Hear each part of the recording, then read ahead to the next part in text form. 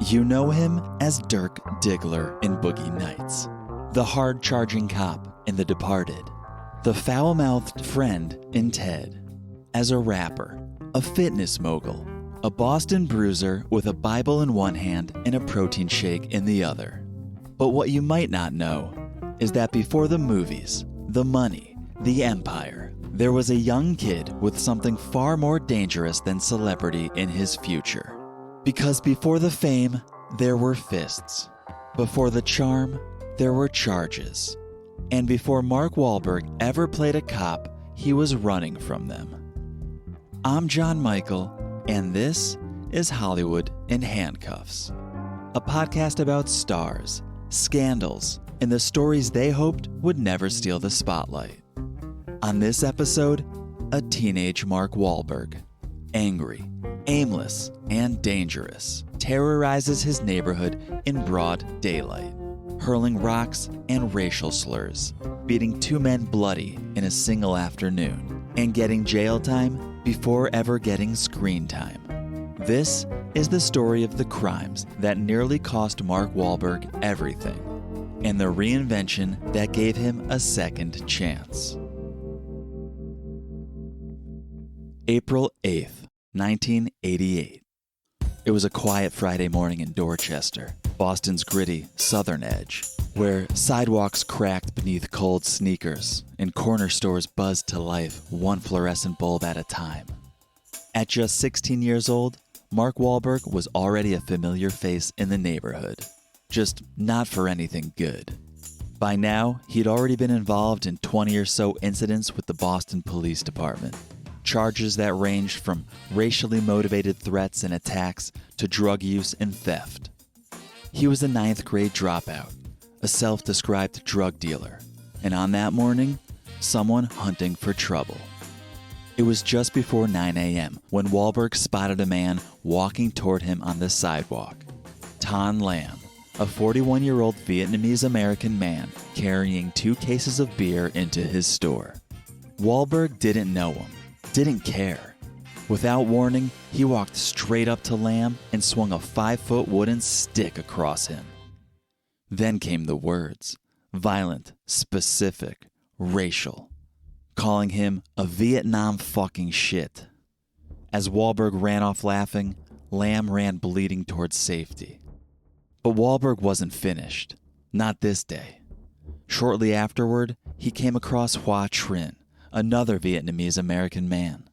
Wahlberg approached Trinh and, again, unprovoked, punched him in the eye so hard Trinh fell to the ground and lost consciousness.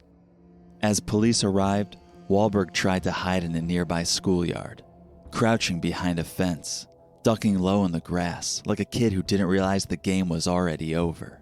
When officers found him, he wasn't silent. He was still mocking both victims, still using racial slurs, still laughing.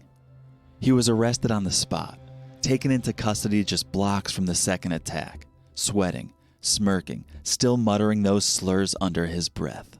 Police charged him with attempted murder, a serious charge, the kind that doesn't get brushed away with a slap on the wrist. But in the weeks that followed, that charge, like so many others, was reduced. Felony assault. In court, prosecutors didn't just focus on what happened that day. They brought up the past, the racial slurs, the stick, the scars, but also the history. A thick juvenile record that painted a picture of a teenager already known to authorities, not just for petty theft or drug use, but for violence, for racially motivated attacks. The courtroom heard about Ton Lam, about Hoa Trinh, about the blood, the laughing, the language. Wahlberg's defense claimed the racial slurs weren't personal, that he said those things to everyone, as if hatred made casual was somehow less dangerous. And in the end, Mark Wahlberg was sentenced to 2 years at the Deer Island House of Correction, a facility just off the coast of Boston, an island prison surrounded by water and silence. But he didn't serve 2 years. He served a mere 45 days. Yeah, 1 month and 2 weeks. That was the consequence for beating 2 men, for calling them subhuman, for turning hate into a weapon. But I'm getting ahead of myself. This particular morning, this particular incident wasn't some isolated explosion. It wasn't a kid losing control. It was the continuation of something darker, something that had already taken root. Because 2 years earlier, at just 15, Mark Wahlberg wasn't just getting into random fights. There was nothing random about it. He was targeting. And this time, the target was black school children, grade schoolers, kids just trying to get home. In the summer of '86, over the course of several days, Wahlberg and a group of white teenagers began harassing a group of siblings riding the bus to and from the nearby Savin Hill Beach area of Dorchester. Each day, Wahlberg and his friends waited. They followed. They shouted. Until one day, things escalated. Wahlberg and his group chased the children, hurling rocks and racial slurs, shouting, "Kill the..." You know the word. The next day, they followed the same group to the beach. Same kids, same slurs. But this time, they gathered bottles and rocks from the sand and threw them at the kids with hate-filled precision. A civil lawsuit would later describe the event as relentless, a sustained effort to threaten and intimidate black children for the crime of simply walking through the wrong neighborhood. The Civil Rights Division of the Massachusetts Attorney General's office got involved. Charges were filed. A civil suit followed, and Wahlberg was identified as the ringleader. Yet even with sworn testimony and police reports detailing the threats, the rocks, the slurs, there were no jail bars, no court dates, and no time served. The case was settled quietly, behind doors, with signatures instead of sentences. And for most people, it ended there. But not for the kids, not for the neighborhood, not for the boy who learned that you could terrorize someone for the color of their skin and still sleep in your own bed that night. It didn't stop him. It emboldened him. Because in Dorchester, that summer of 1986 didn't just mark a chapter in his record. It marked a beginning, a precedent, a pattern, one that would resurface 2 years later, but this time with broken bones and a prison sentence.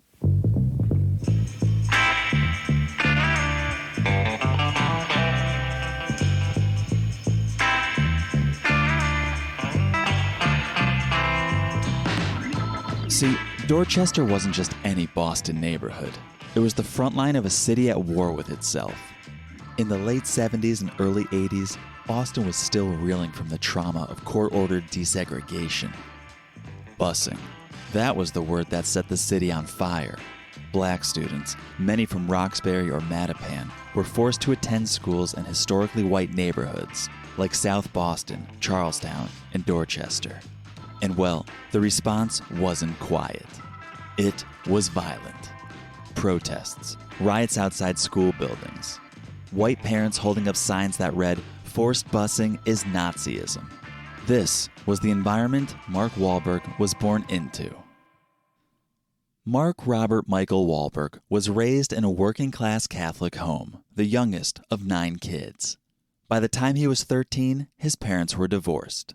By 14, he was using cocaine and dropping out of school. By 15, he was in constant trouble. There were no bodyguards back then, no handlers, just the streets, and the message those streets sent was loud and clear. Protect what's yours, distrust what isn't, and oh yeah, violence speaks louder than anything else. Wahlberg's racism wasn't an aberration. It was absorbed, learned, reinforced on sidewalks and bars, on corners and inside homes where fear of outsiders was handed down like heirlooms.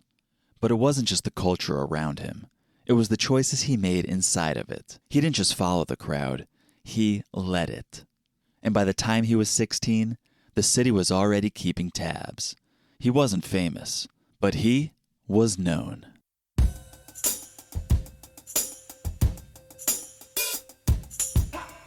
45 days. That's all he served.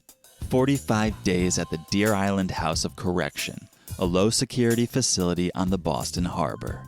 A prison surrounded by water, fog, and yeah, time. Time to sit, time to think. He was 16, convicted of felony assault, and had nothing but time on his hands. But what he did with his time was different than most. In 1988, Mark Wahlberg was charting a comeback. When he got out, Wahlberg didn't disappear. He doubled down on himself and on a different kind of persona. His older brother Donnie was already famous, one of the founding members of New Kids on the Block.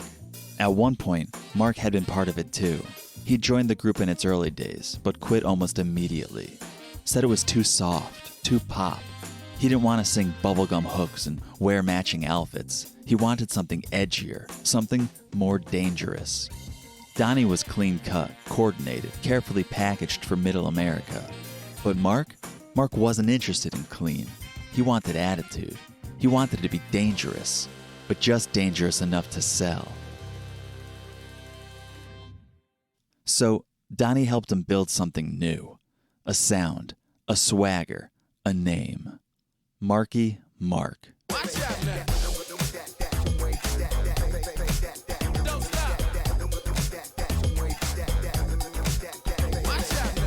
The shirts came off.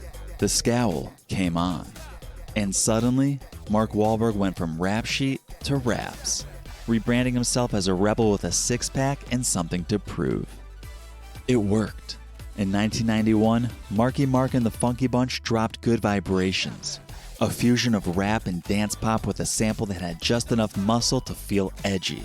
The track hit #1 on the Billboard Hot 100. The album went platinum, and Wahlberg, he became a star. He was on MTV.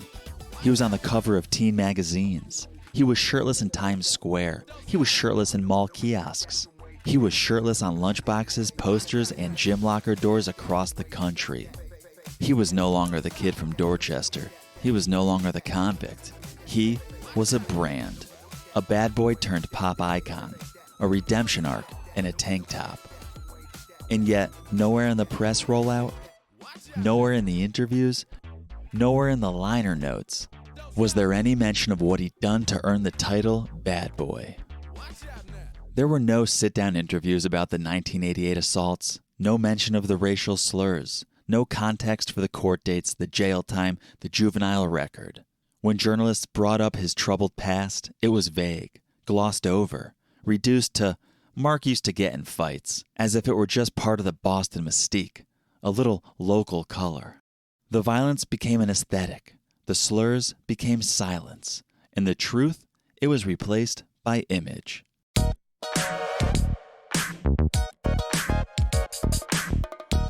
He flexed for Calvin Klein, posed in his underwear, grabbed himself in black and white billboard campaigns that were somehow more controversial than anything in his rap sheet.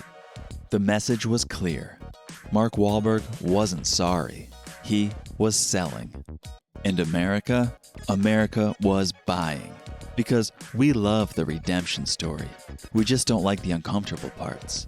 We want the hard past, but not the people it hurt. We want grit, but not guilt. We want the clean ending, even if it skips the middle. By the time Wahlberg transitioned into acting, his past was an accessory, a narrative footnote, a vague sense that he'd been rough around the edges before Hollywood smoothed him out. And in the roles he chose, you could see the mythology crystallizing.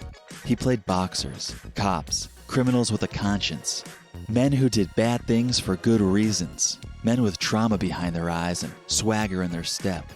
In other words, he played versions of himself, the version he wanted us to believe.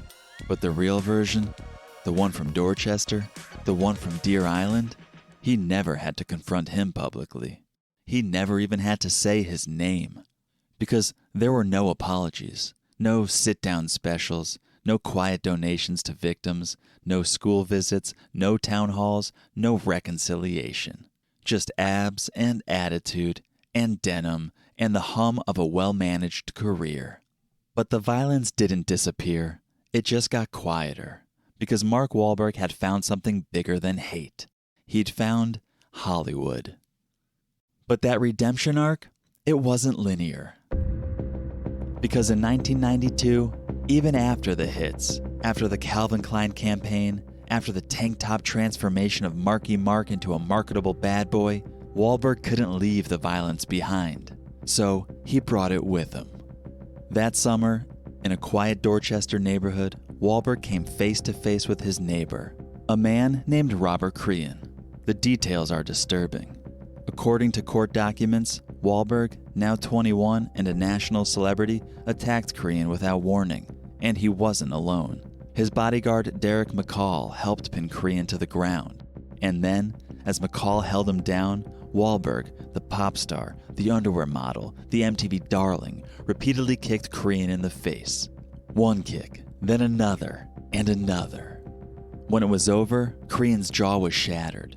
Wahlberg's lawyer claimed it was retaliation, said Crean had used a racial slur against McCall, but Crean denied it. And regardless of who said what, words didn't break his jaw, boots did. The case never made it to trial. Wahlberg settled. A check, a signature, and it was over. No jail time, no probation, no headlines splashed across Entertainment Tonight. Just a brief flare of darkness in the middle of a very bright career. For a man who'd just rebranded himself as America's new anti-hero, shirtless, defiant, profitable, it was another reminder that the past hadn't been erased. It had just learned how to wear designer jeans. This wasn't a slip-up from a reckless kid. This was a man, now in the public eye, choosing violence once again. This redemption arc wasn't bending. It was cracking. And not everyone was willing to let the cracks go unnoticed. In the months that followed, two advocacy groups, the Committee Against Anti-Asian Violence and the Gay and Lesbian Alliance Against Defamation, threatened to stage protest after he failed to denounce comments by dancehall reggae performer Shabba Ranks while the two hosted a British television program. On the show, Ranks said gays and lesbians should be crucified. The two groups joined forces, not just against Wahlberg, but against Calvin Klein too. The same brand that had plastered his half-naked body across billboards and magazine pages nationwide. But those protests never materialized after Wahlberg agreed to film public service announcements condemning racial and homophobic violence. Still, the message was clear. This wasn't just a personal redemption story. It was a public reckoning waiting to happen. And for the first time, the image Wahlberg had so carefully crafted began to blur. By 2014, he had it all. A movie career stretching from Boogie Nights to Transformers, an empire of burger joints and fitness chains, a wife, 4 kids, a home in Beverly Hills. He was a Catholic now, as comfortable in a church as he was on a red carpet. The past, it seemed, was behind him, buried beneath protein powder and prestige dramas, forgotten by fans, omitted from interviews. But one person hadn't forgotten, Mark Wahlberg. Because that year, he filed a request to make it official. He asked the state of Massachusetts for a pardon, an official request to the Massachusetts Board of Pardons to forgive his 1988 felony assault conviction.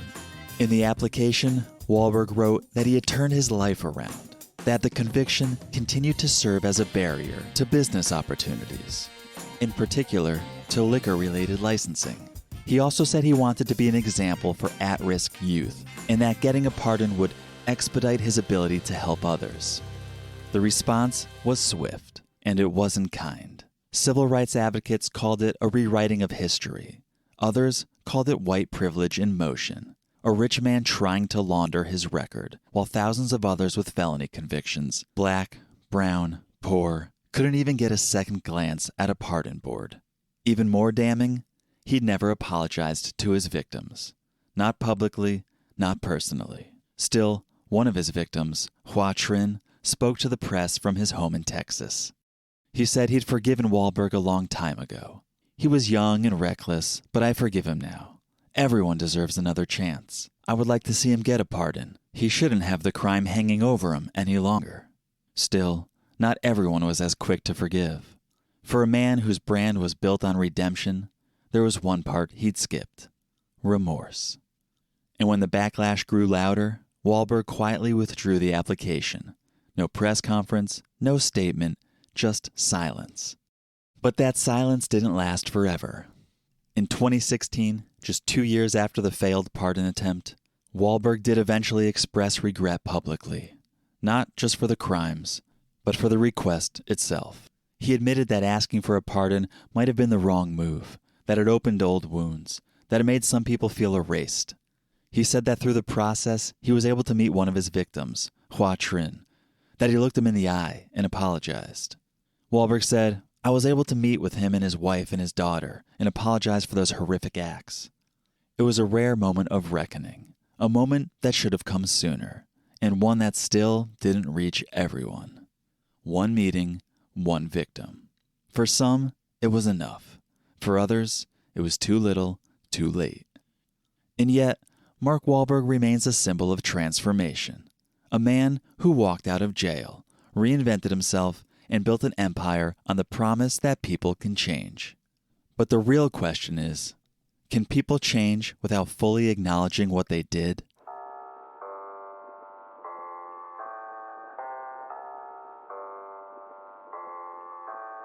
Maybe Mark Wahlberg has changed. Maybe the violence is gone. Maybe the anger burned off in the weight room or got buried beneath the layers of Hollywood polish. But the past doesn't vanish just because the spotlight shifts. You can't outlift it. You can't outrun it. You can only carry it or pretend it was never there. In the end, it's not just about the crimes. It's about who gets to move on from them and who never had that choice. Because no name stays clean forever. Thanks for listening to Hollywood in Handcuffs. If you liked this episode, subscribe wherever you get your podcasts and leave a rating or review if you could. For behind-the-scenes content, episode drops, and a little more scandal in your feed, follow the podcast at Hollywood in Handcuffs on Instagram. I'm John Michael, and I'll be back next week with another famous name that looks spotless until the spotlight hits it just right.